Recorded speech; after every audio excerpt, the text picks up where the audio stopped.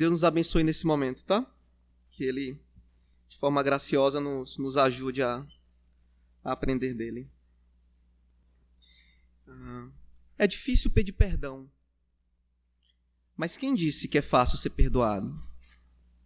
É difícil perdoar? Mas quem disse que é fácil se arrepender? Nem tudo é fácil, de Cecília Meirelles. Você já teve que perdoar alguma coisa na vida? Em algum momento você já parou para, como nós dizemos, liberar perdão? Não é difícil lembrar de uma ou duas situações em que você teve que perdoar. Você pode lembrar de muitas coisas, né? E dependendo do que você lembrar, você vai perceber que é, às vezes, difícil, entre uma coisa ou outra. Tem coisas que parecem ser mais difíceis de perdoar, por exemplo.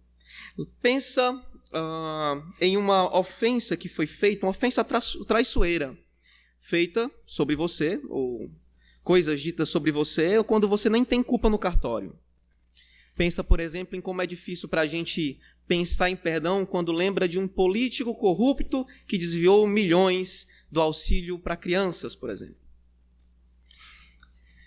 Pense em como é difícil perdoar o Felipe Melo por ter sido expulso em 2010 na Copa do Mundo. Coisa que até hoje ainda algumas pessoas não conseguiram superar. Pense em como é difícil você superar ou perdoar algumas ofensas e outras não. Até para cristãos convictos, algumas vezes perdoar é difícil. No meu caso, às vezes, quando comem o pastel de frango com calabresa que eu guardei tão carinhosamente na geladeira, né? E ninguém sabe quem foi que pegou aquilo, e ninguém diz quem foi que pegou aquilo, que é o normal, né? Bem, o perdão é algo que está sempre na nossa vida, tá? A todo tempo ali, né, nós precisamos exercer ou liberar perdão, como nós dizemos. E para crentes comprometidos, às vezes, isso ainda é difícil. Mas pensando nisso, pensando que nós temos esse discurso de perdoar, alguém já pensou ou já parou para pensar sobre o que é esse tal perdão? Sobre o que é de fato o perdão? O que é que ele é? E eu sei que nós entendemos o perdão como mandamento, nós vivemos em perdão, perdoando uns aos outros. Mas o problema é que, às vezes, o perdão tem muito moralismo, porque é uma simples lei e pouca base bíblica. Aí nós ficamos nos perguntando, por que perdoar, então? Porque é a coisa mais certa a se fazer? Ou porque é a coisa mais bonita para se fazer? Ou eu vou perdoar porque eu não quero mais quebrar a cabeça com esse negócio? A gente tem muitos motivos pelos quais, né, que a gente usa aí para perdoar, mas sim, nós perdoamos porque é a coisa certa, nós perdoamos porque é algo bonito, é um valor bonito, mas, sobretudo, nós perdoamos porque é bíblico. E é esse o nosso objetivo. Esse tipo de pergunta, questionar a ideia do perdão, nos leva à necessidade de entender a sua natureza. O que é esse perdão de fato? E quando nós pensamos nisso, nós pensamos nas suas bases, nos seus frutos, pensamos na sua obra.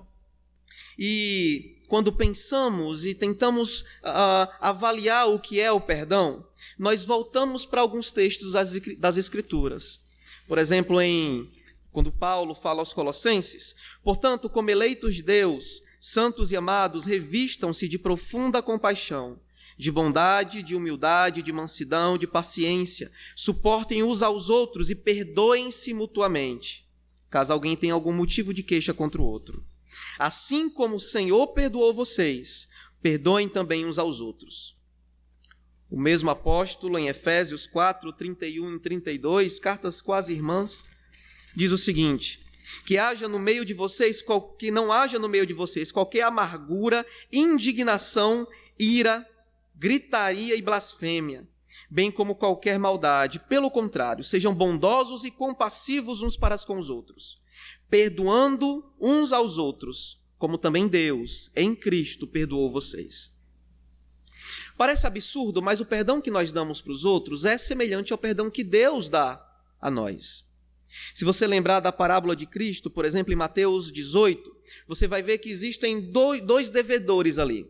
Um que deve 100 talentos, uma quantia absurda, e outro 100 denários. Jesus está dizendo, sendo estrambólico para o canto, né, exagerando, 100 talentos, uma quantia impossível de ser perdoada, impossível de ser paga, na verdade, e uma bem mais simples para ser paga.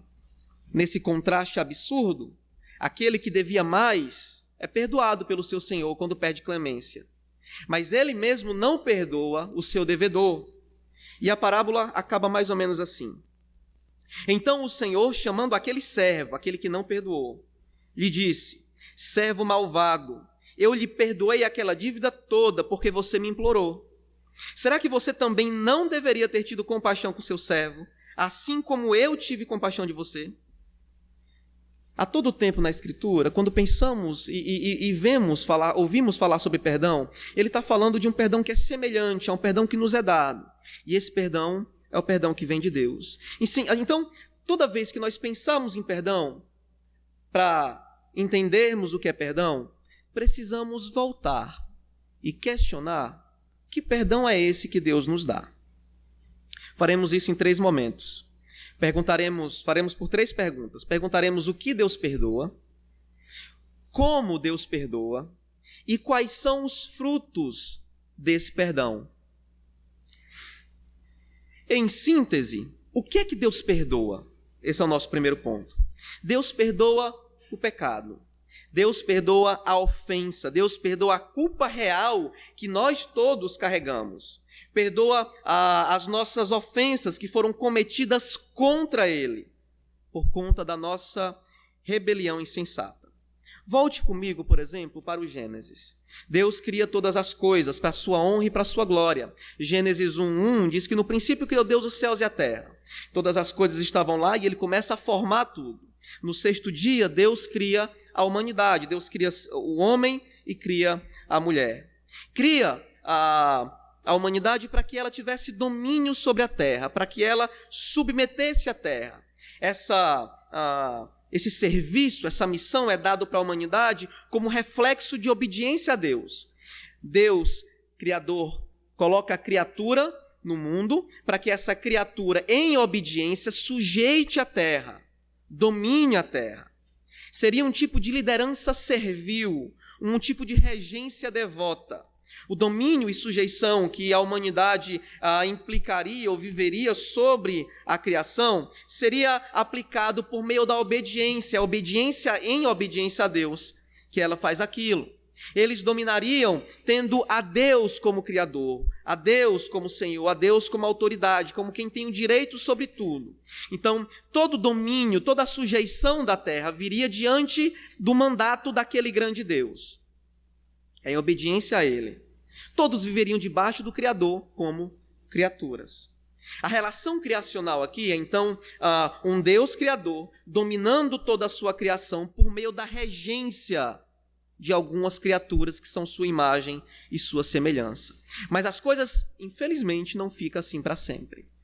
Se você lembrar de Gênesis capítulo 2, você vai perceber que houve o que nós chamamos de queda, pecado.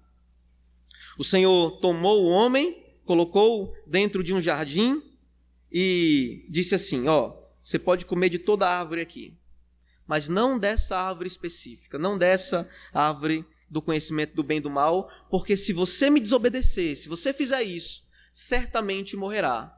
O salário do pecado sempre foi a morte, meus irmãos, a todo tempo, desde o começo. Mas o que acontece? Eles fazem exatamente o que Deus diz para não fazer. E aquilo que deveria ser uma regência devota, um domínio devocional, espiritual, debaixo de um mandato do próprio Deus, em obediência, se torna rebelião. A serpente, conversando com Eva, Adão deveria estar muito próximo ali. No diálogo, Eva percebe que aquela árvore é boa, é bonita, e decide comer do fruto. Quando ela come, dá para o seu esposo, dá para o seu marido, e diz assim a palavra de Deus. Então os olhos de ambos se abriram, em Gênesis 3, 4-7. Então os olhos de ambos se abriram e, percebendo que estavam nus, costuraram folhas de figueira e fizeram cintas para si. aquilo que era uma regência pura, santa, agora virou em vergonha. Eles percebem que estão nus. Eles agora se afastam de Deus. Deus chega na viração do dia, quando está chegando a tarde ali, e aqueles dois se escondem, porque agora tem medo. Aquilo que era comunhão devocional se transforma em vergonha, em medo, como está descrito em Gênesis. Eles ouvem a voz de Deus, percebem que Ele está chegando e vão embora, se escondem. Não havia mais um relacionamento direto, amoroso e cuidadoso, pelo menos não da parte do homem. Agora, aqueles a quem eles deveriam amar, eles têm medo, eles temem de uma maneira pecaminosa. O diálogo aqui entre Deus, a serpente, a mulher e o homem, parece que Deus está buscando os culpados, os motivos pelos quais eles fizeram aquilo. Por que você fez isso, hein? Por que você fez esse negócio? Por que você foi fazer o que eu disse para não fazer? Não, foi a serpente. Não, foi a mulher. Não. Não há desculpas. Todos pecaram. Todos ali foram condenados, receberam a devida condenação. Todos foram culpados ali. A culpa era de todos. Todos receberam o mesmo peso da condenação, pela mesma desobediência. A morte, então, está diante de todos os seres humanos, porque é a resposta para aquilo que eles cometeram. Existe uma culpa real. Uma culpa que deve ser sanada pelo justo juízo. Aquele bondoso Criador também é justo juiz, e a culpa deve ser aplicada, aliás, a pena deve ser aplicada aos culpados. Em Gênesis 4, 6 e 11, você vê o progresso desse pecado. Em Gênesis 4 há um assassinato, em Gênesis 6 toda a humanidade começa a se perder, em Gênesis 11 está todo mundo chutando, o balde, procurando fazer um nome para si mesmo. Você tem violência, assassinato, inveja, ira, orgulho, falta de afeto, de amor fraternal, ambição desmedida. Em Mateus 15, 19, você percebe que essa culpa real, esse pecado real, tem efeitos reais. E Jesus chama esses efeitos de maus pensamentos, mortes, adultérios, fornicação, furtos, falsos testemunhos e blasfêmias. Em Gálatas, Paulo chama de imoralidade sexual, impureza, libertinagem, idolatria, feitiçaria, inimizade, rixa, ciúme, ira, discórdia, divisão, facção, inveja, bebedeiras. Perceba que a culpa real, desde o Gênesis, desde lá do comecinho da criação, tem efeitos reais sobre a nossa vida. Se você vive como um blasfemo, efeito do pecado. A culpa real, por isso que todos pecaram. Não existe um momento aqui em que a gente não consiga encontrar pelo menos uma coisa aqui onde a gente já caiu, ou pelo menos ainda lute para não cair, ou caia frequentemente. Existe culpa real sobre nós. Isso me lembra um ocorrido em uma certa faculdade, em uma certa palestra, com um certo psicólogo. Pense numa raça complicada. Ele discursava como é que ele lidava com menores em conflito com a lei.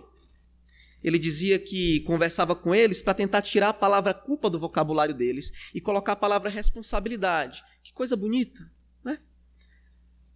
Aí eu lembro que a minha pergunta foi a seguinte: por que essa mudança é tão importante? Por que não deixa eles se culpabilizarem mesmo?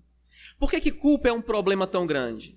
Por que você quer tirar a culpa, a palavra culpa deles, e trocar por responsabilidade?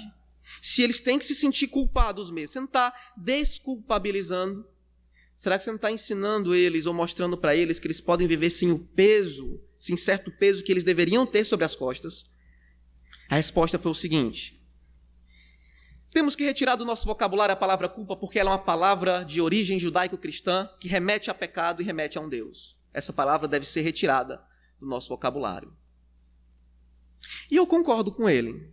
Não que tenha que ser retirado do vocabulário, mas que a palavra culpa remete a pecado e remete a Deus. Porque é exatamente isso que deve fazer. É exatamente isso. Nós temos uma culpa real e que nós vivemos constantemente. Nós, opositores, ofensores, ofendemos o Deus glorioso, o seu governo, o seu direito, Nos tornamos merecedores, então, de retribuição. É devido, é nosso. Se há alguma coisa que a gente merece, é a mão condenatória de Deus sobre nós. Em todo mundo, nós todos temos algo sobre nós chamado culpa, e essa culpa é real. E se não existe culpa, não existe ofensa, não existe pecado, como é que vai existir perdão? Uma sociedade sem culpa é uma sociedade que não pode ser perdoada. Não há perdão para quem não é culpado. Deus perdoa o pecado. Deus cobre as nossas culpas. Ele mesmo perdoa, e o que ele perdoa é a culpa que nós carregamos desde cedo. Em síntese, Deus perdoa o pecado, a culpa real que nós carregamos desde cedo, perdoa as nossas ofensas reais cometidas contra ele por nossa rebelião insensata. Nós ofendemos o Deus Criador, eterno sobre todas as coisas, criaturas finitas se rebelaram contra. Se a ofensa é tão absurda assim, como é que a gente é perdoado, hein?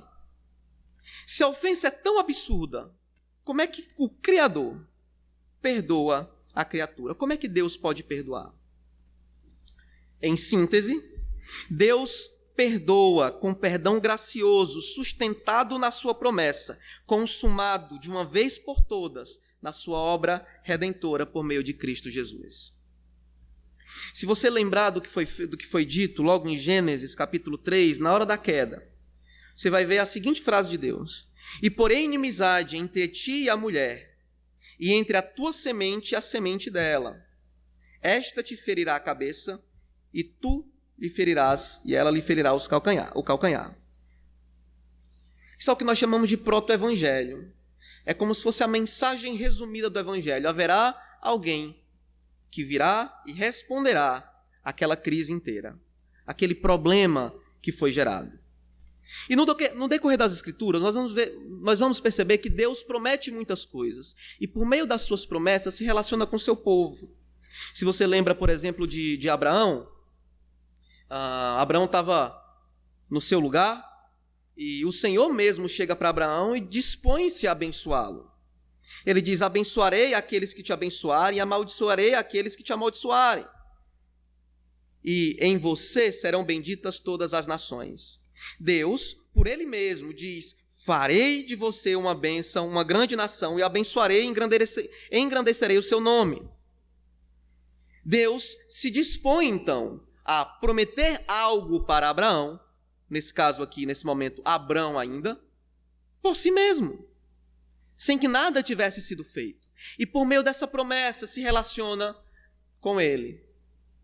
Se você lembra de Hebreus, por exemplo, quando o autor de Hebreus, no capítulo 6, se eu não estou enganado, 9, ele está tentando motivar os irmãos, encorajar os irmãos a perseverar na fé, a continuar vivendo na certeza da esperança, não de forma preguiçosa, tentando combater o desânimo, lembrando que eles são herdeiros da promessa. Ele diz o seguinte, o autor de Hebreus: pois quando Deus fez a promessa a Abraão, visto que não tinha ninguém superior por quem jurar, jurou por si mesmo, dizendo: certamente eu o abençoarei e multiplicarei os seus descendentes. Assim, depois de esperar com paciência, Abraão obteve a promessa.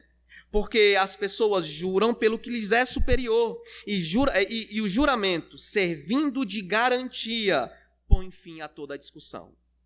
Por isso Deus, quando quis mostrar com mais clareza aos herdeiros da promessa que o seu propósito era imutável, confirmou com um juramento. Ele fez isso para que, mediante as duas coisas imutáveis, nas quais é impossível que Deus minta, nós, que já corremos para o refúgio, tenhamos forte alento para tomar posse da esperança que nos foi proposta. Quando Deus quer confirmar algo, quando Deus quer agir, ele faz por meio de promessas. O Senhor promete e cumpre aquilo que ele prometeu. Ele não mente quanto àquilo que promete. A todo tempo, Deus está fazendo promessas e cumprindo as suas promessas. E você pode me perguntar, por exemplo, mas certo, ok, mas o que é que saber? A gente está falando de perdão aqui. O que é que saber que Deus cumpre as suas promessas? Promete e cumpre? O que é que isso tem a ver com perdão? Você lembra do Gênesis? Quando Deus promete que algo vai ser feito em relação àquilo, em que alguém vai vir e pôr um fim na obra da serpente? Pois é, no momento da ofensa, no momento em que a culpa está sendo exposta, no momento em que o salário do pecado é a morte está aplicada a toda a humanidade, Deus faz uma promessa. Deus faz uma promessa de que as coisas serão reordenadas, que as coisas serão restauradas por meio de alguém que viria. Começamos a entender, então, a vislumbrar o doce perdão de Deus. A parte ofendida se levanta para curar o ofensor. O perdão que vem de Deus não é uma obra baseada em sentimentalismos. Não é sustentada apenas quando ele está de bom humor, quando ele acorda com o pé direito. Mas é uma consequência clara, objetiva, direta de uma promessa firme que o próprio Deus fiel fez. No Salmo 103, o salmista conhece ou entende o perdão como algo que vem como benefício de Deus. O que darei para Deus? Eu tenho que lembrar, na verdade, todos os seus benefícios. Que benefícios são esses? Entre tantos, o perdão. Ele é quem perdoa as suas iniquidades, diz o salmista. A benevolência de Deus diante da sua promessa. No Salmo 130, perdão aqui é entendido como esquecimento também.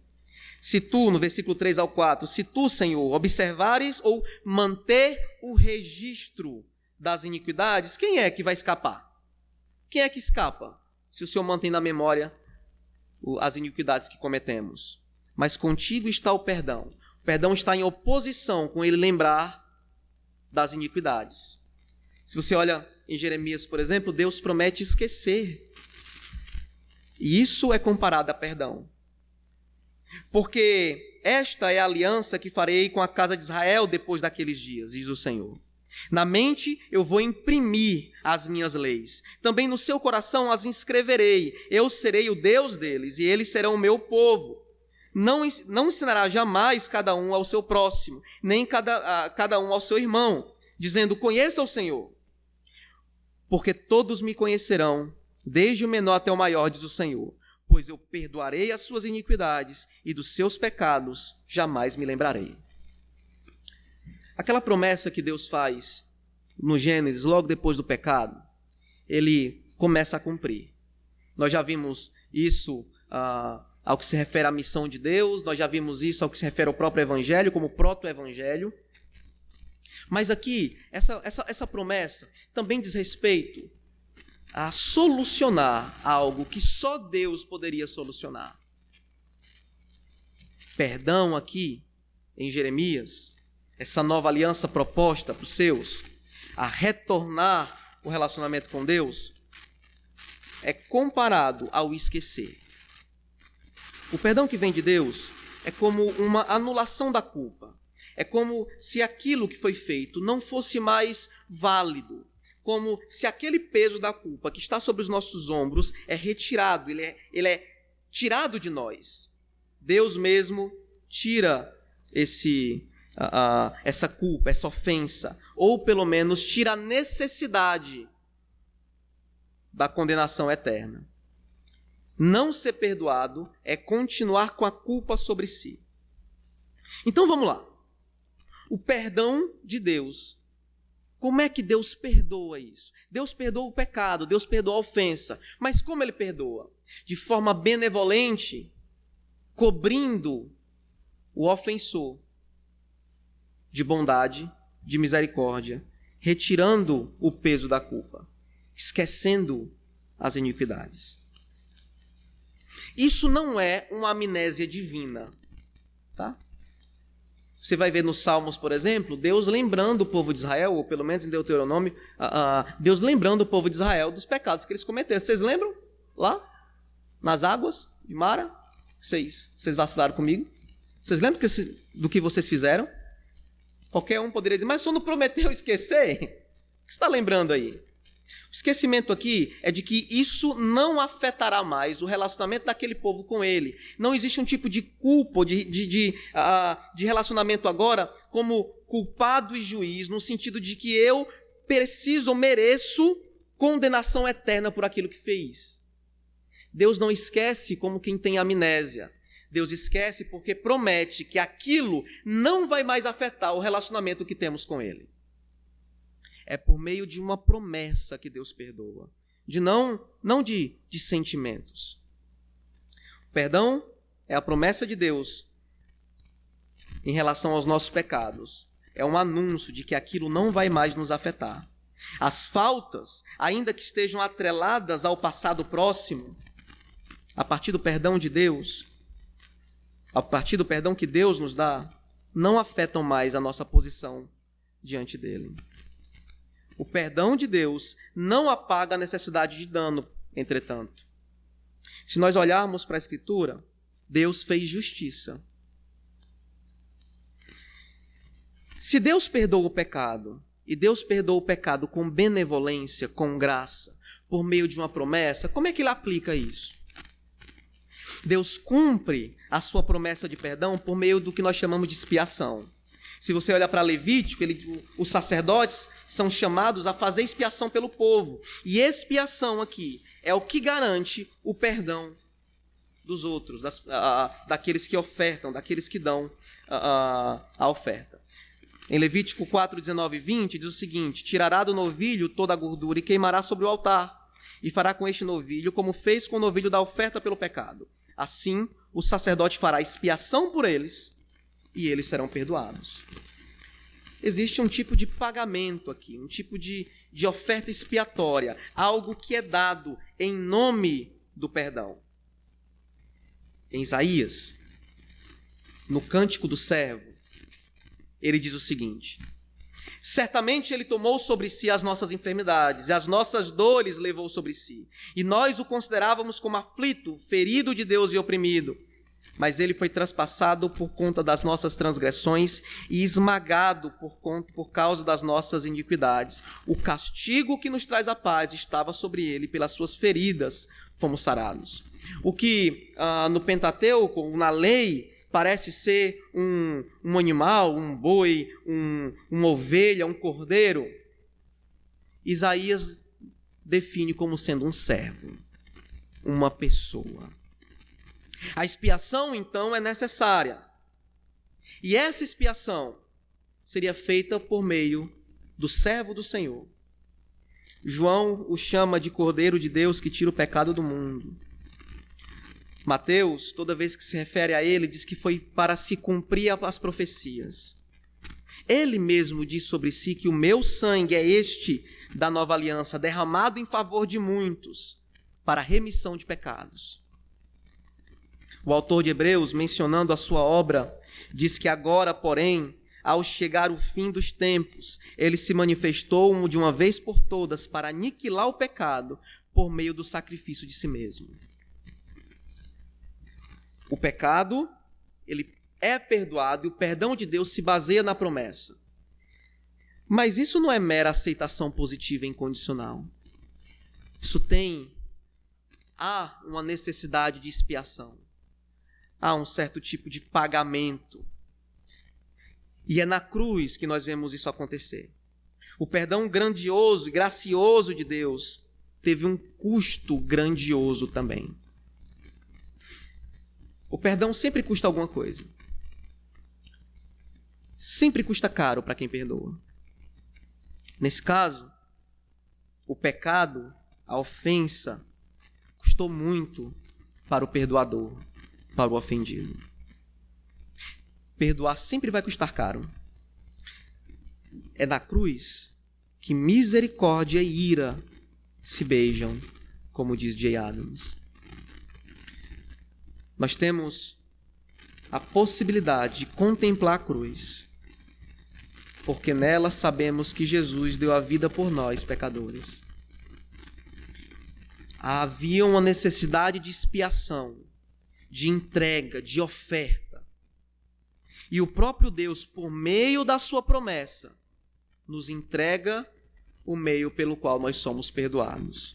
Deus nos perdoa por meio da obra redentora de Jesus Cristo. É na cruz que nós somos perdoados.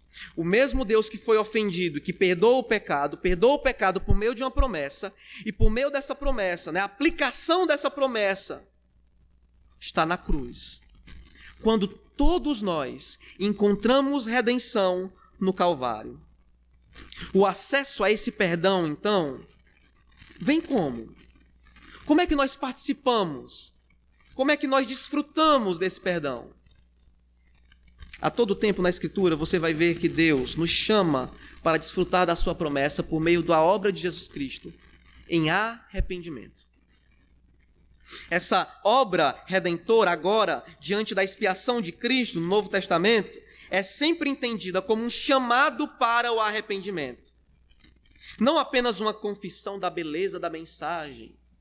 Sempre tem, um ou outro simpatizante do Evangelho, mas não crente em Jesus Cristo. Não é apenas um desfrutar da beleza da mensagem, dos ensinos morais. É um chamado não apenas para a confissão dessa beleza ou da retórica, mas um chamado para a consternação, para o arrependimento do pecado, por meio dessa grandiosa promessa que nos foi dada e nos foi dada como bênção pela bondade de Deus, chamada perdão. Nós somos chamados a nos arrepender para sermos perdoados. Então não é simplesmente você chegar e dizer, e aí Deus, estou aqui e está tudo certo. Há um chamado para o arrependimento. Deus perdoa pecados por meio de uma promessa. Ele promete não lembrar mais daquilo. E ele faz isso por meio da obra redentora de Jesus. Mas nesse processo ele nos chama ao arrependimento. Não existe desfrute de perdão sem arrependimento. Toda vez que Deus perdoa alguém, ele faz isso diante do sacrifício e do arrependimento daqueles que recebem. Deus, então, nos perdoa enquanto nos chama ao arrependimento e nos perdoa em arrependimento. O povo de Israel foi repreendido por Deus por continuar, por exemplo, nos seus pecados sem se arrepender. Os discípulos, em Marcos, pregavam arrependimento para todos os povos. Jesus disse que não veio chamar os justos, mas os pecadores ao arrependimento. Podemos desfrutar de perdão, mas deve haver arrependimento em nosso coração. Deus nos perdoa com perdão gracioso, sustentado na promessa, consumado de uma vez por todas na obra redentora de Cristo. E lança isso sobre nós por meio do arrependimento. Deus nos chama ao arrependimento e nos diz, agora, produzam frutos dignos de arrependimento. Perceba que o desfrute desse perdão diz respeito ao arrependimento diretamente. E ele diz para nós produzirmos frutos que digam respeito, ou pelo menos expressem, mostrem que nós nos arrependemos. Produzir frutos dignos de arrependimento viva de um jeito que as pessoas saibam que você se arrependeu. Então, o que é que Deus perdoa? Deus perdoa o pecado, a ofensa, a culpa. Como é que Deus perdoa? Por meio de uma promessa, pela qual nós temos acesso por meio da obra de Jesus, em arrependimento. E isso não nos deixa viver do mesmo modo, porque os frutos desse arrependimento são dignos, os frutos dessa obra, desse perdão, são dignos de arrependimento. Mostram que nós nos arrependemos. Então, o perdão redentor de Deus, em síntese, por meio da promessa e da consumação de sua obra redentora, diz respeito à morte para o pecado, ao abandono, ao arrependimento do que foi cometido e o novo nascimento para uma vida que agora vive em direção a Deus e que agrada a Deus. E nós vamos ver isso em todo o Novo Testamento. O Gálatas 2:20 diz que Cristo vive em nós agora, a vida que nós vivemos como perdoados, vivemos agora pela fé no Filho de Deus. Em Efésios diz que nós somos salvos pela graça, isso não vem de nós, é dom de Deus, é dádiva de Deus, a gente não pode se gloriar nisso, mas que nós somos feitos para as boas obras que o próprio Deus fez, para que nós andássemos nelas. Em Romanos diz que agora libertados do pecado, nós vivemos para Deus, buscando agradá-lo. Capítulo 6. O perdão que nós recebemos do pecado por meio de Jesus em arrependimento nos move para uma nova vida. Nos leva para frutificar, para viver, para fazer coisas que expressem, que mostram que nós somos arrependidos, que nós recebemos perdão. O perdão de Deus nos impulsiona a viver uma nova vida para a sua glória, para a sua honra. É aqui onde a crítica de alguns não funciona, né? A gente entende que aquilo que Deus fez de uma vez por todas, aqueles a quem chamou, a esses, né, santificou, salvou, não há como perdermos salvação, e a ideia de alguns é que pronto, agora você pode pecar à vontade, chutar o pau da barraca, está tudo certo. Não é bem assim não. O perdão que nós recebemos nos impulsiona, nos move para viver de outra maneira, dando frutos dignos de arrependimento. O perdão de Deus não é uma simples... Ele não simplesmente esquece o que nós fizemos para que a gente faça de novo e tenha tudo certo. O perdão que Deus nos dá nos move para uma vida diante de Deus. O perdão que recebemos nos impulsiona à santidade. O que é que Deus perdoa? Deus perdoa o pecado. Como então Deus perdoa o pecado? Por meio da sua promessa, não de forma sentimentalista, mas com a promessa firme e fiel, que é consumada na obra de Jesus na sua cruz, que é acessada por meio de arrependimento e que produz, por meio desse perdão, uma nova vida diante de Deus, não mais segundo aquela que vivíamos. Assim, Deus perdoa pecados por meio de sua promessa, de sua obra redentora, para que graciosamente, tendo restaurado o nosso lugar, nós vivamos para Ele. Todo perdão visa restauração. Quando Deus nos perdoa, Ele está nos colocando de novo no lugar certo, para vivermos em volta dele, como Ele sendo o centro. Lembre, por exemplo, de Colossenses capítulo 1. Por meio de Cristo, todas as coisas agora convergem nele, se voltam para Ele. O que é que Deus perdoa? Deus perdoa pecados. Como? Por meio da expiação de Cristo, em arrependimento, para que vivamos, mediante ao perdão, uma nova vida. Se a nossa investigação era o perdão de Deus, eu acredito que temos uma boa base para saber depois como é que nós devemos perdoar. Vamos para algumas aplicações rápidas.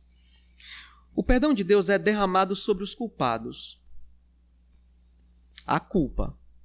E porque há culpa, pode haver perdão. Você sabe que é culpado? Você entende que você é um ofensor? Ou você tem se enganado com seu próprio moralismo, com sua própria moralidade? Ou você tem escapado da culpa pelo seu discurso relativista, tentando enganar o próprio coração com coisas como, mas também, né? Eu nunca tive oportunidade. Mas também, né? Ele começou.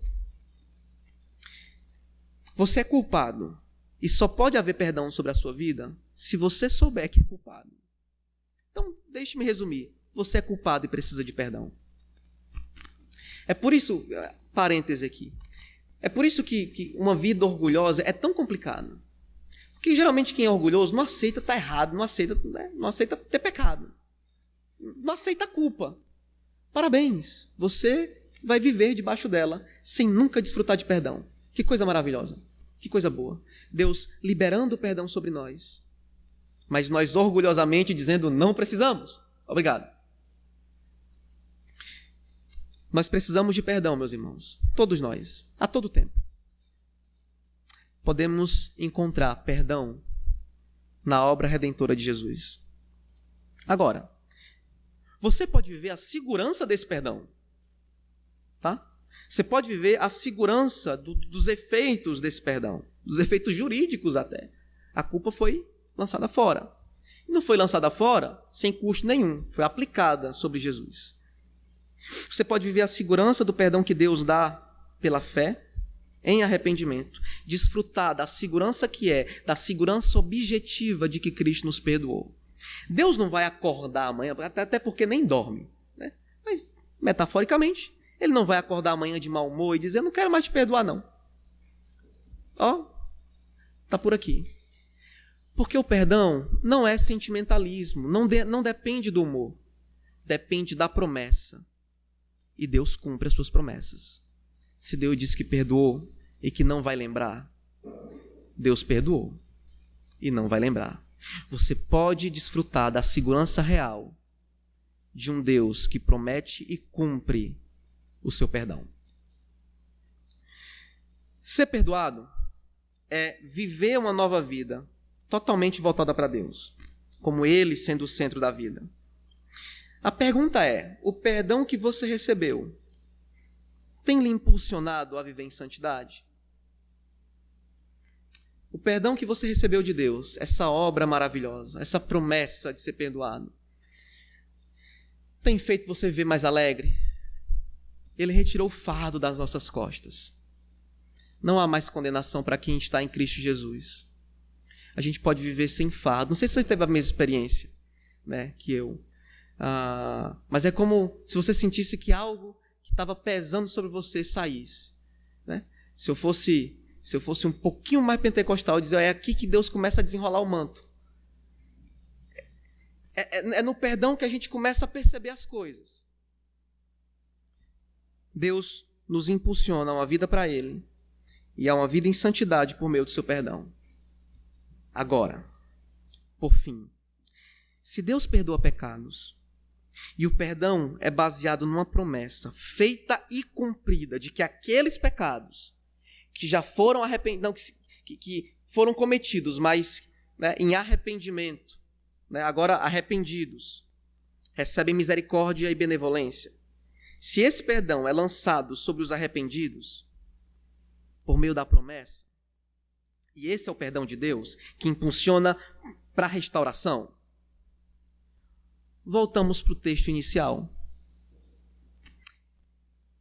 Se nós fomos perdoados, baseados no perdão de Deus, como é que nós temos que perdoar, então? Serve para a nossa reflexão diária e também é cena dos próximos capítulos. Vamos orar. Deus, obrigado pela tua bondade, pela tua benevolência, pelo teu cuidado tão amoroso. Obrigado pela tua santa obra, pelo teu gracioso amor. Obrigado porque o Senhor é um Deus que cumpre promessas. Estamos seguros no teu perdão, estamos seguros no sacrifício de Jesus, sabendo que podemos desfrutar desse grandioso perdão amoroso, desse perdão que é derramado sobre nós. Que o Senhor seja louvado por isso, louvado sempre. Sabemos como o Senhor perdoa. Nos ensina então a perdoar igualmente. Amém.